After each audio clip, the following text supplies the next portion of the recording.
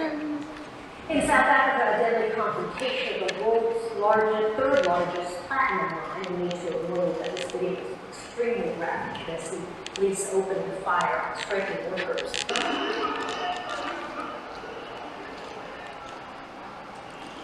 Amandla, Aweto, Viva workers, Viva! As workers, we all gather in this place. We want to get decent wages so that we can be able to support our families. On the 10th, we're going to take a short walk to number 1, our employer. They told us that they were aware of a plan, but we did not tell them what our demands were yet. How did they find out? They said we should wait for the employers and his team. The security guards came back again, but this time around they were accompanied by police. We built a wall around the premises. We told the police that we only came here to address our employer. We had no issues with you. 3 hours passed while we still begged him to give us answer. We left and later we plotted our next plan. On Friday, together, we decided not to push it forward until our cries were here. On Saturday, we decided to go to the lawyers to tell them what happened. But on our way there, we were shot by the NUM, upon which we lost 2 of our members. That is where we decided the death waits for no one, and we run for our life and hide in the mountains, fearing for our life. The police were working with soldiers, and they even said that we must be destroyed. But we didn't wrong anyone. We were only fighting for our rights. We don't want to be prevented from expressing ourselves. We didn't steal anything from anyone. We were only demonstrating for one reason only, that is, to have decent wages. And what did they do? They responded by firing guns at us. Why must we die?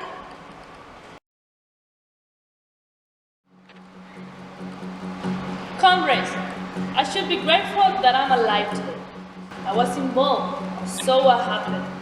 Back in the office, we got a message loud and clear that the employees of London were demanding higher wages. And I think it's highly unfair for a company to put its profits before the lives of the individual. And that is exactly what happened.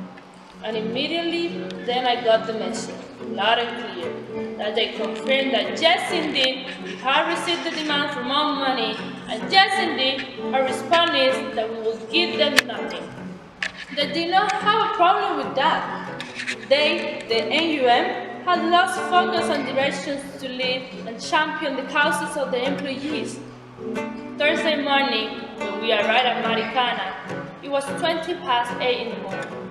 And we found that the management and the police were in a meeting, and they were releasing a statement. The management now demanded that the people come down from the mountains and go to their respective posts. Fortunately, when the workers are poised for their demand, then you will not get them to do anything until you bring them what they want. And we tried to speak with the miners as AMCU, and in fact, they were now begging us, and they were saying, "Leave now, and we thank you, President, and we thank you, AMCU. We have heard you, and we have seen your leadership, and we have seen your people. Now you must leave. If the police wants to kill us, then let them find us here. I can see that once we leave this place, then they are going to be killed." And on our way back, we were met just 5 minutes from the copy of Harvard. We were met with vehicles of police. They were armed to the teeth. When we were in the Marikana, we were still debating in our minds whether we should leave. Then the president said, "No, let us go back, because should anything happen to these people, then they will say MCU ran away." The phone rang in the president's phone. It was one of the media people. And the media said, "Comrade Joseph, people are being killed." And at that time, the video company had news. They were saying that 12 had already died. I like horror movies, and I normally watch them. And I thought that maybe these are just films. They're just being made. That is not true. You have seen the truth. People were blasted and sprayed with guns and bullets. That is where we are.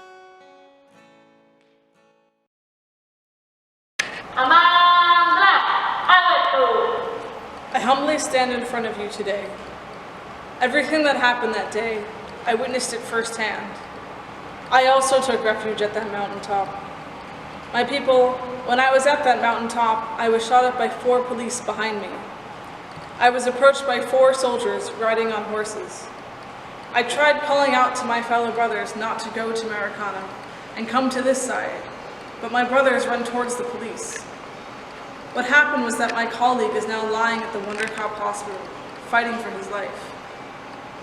They said, "Workers, we are trying to be friendly with you. We are not fighting."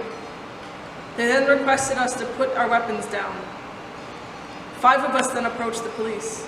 Out of the 5, only 3 of us were left. But I don't even know where the other 2 people are today.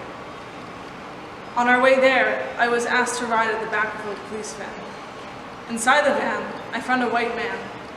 He said, "The government gave us the job and the workers' union." I said thank you and went back to the workers, and we all sat down. We all met and talked. We stayed at the mountaintop. The police came back. They said they came in peace. The police pointed guns at us. I made it clear to them that we wanted their employer, but they said they were sent by the government. Zlakwana came, and when I looked at the time, it was 6 o'clock. It was already sunset.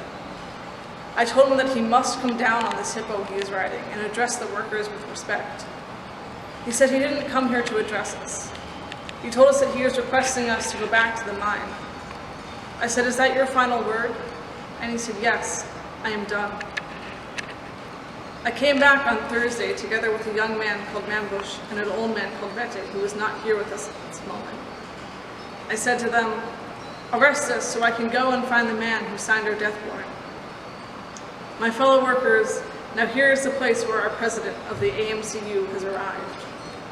He gave us the exclamation he got from the employers at London and said that all workers who took refuge in the mountains should be killed.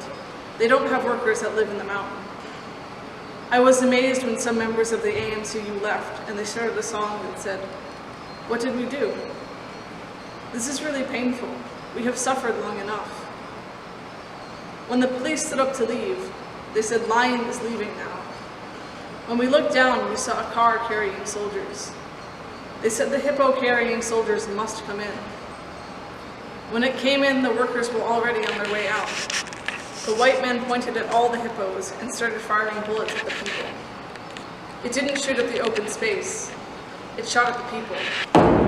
Some of the bullets came from the helicopter.